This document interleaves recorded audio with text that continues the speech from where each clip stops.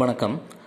மரணம் மற்றும் ஆயுள் பயத்தை பற்றின கவலை உங்களுக்கு இருந்தது அப்படின்னா, உங்கள் ஜாதகத்தில் இந்த மாதிரி அமைப்பெல்லாம் இருந்ததுன்னா அதை பற்றி நீங்கள் இன்னுமே கவலைப்படவே தேவையில்லை. இதுக்கப்புறம் நீங்கள் ஃப்ரீயாக உங்கள் நோக்கத்துப்படி உங்கள் விருப்பத்துப்படி வாழ ஆரம்பிக்கலாம்.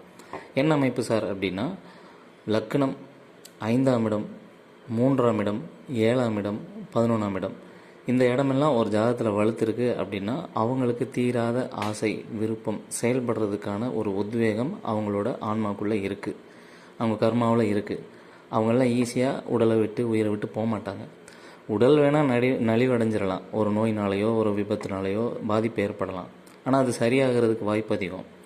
பட் அவங்க மனசளவில் தான் இறந்து போகிறதுக்கான அமைப்பு இப்படி ஒரு ஜாதக அமைப்பு இருக்கவங்களுக்கு இருக்காது.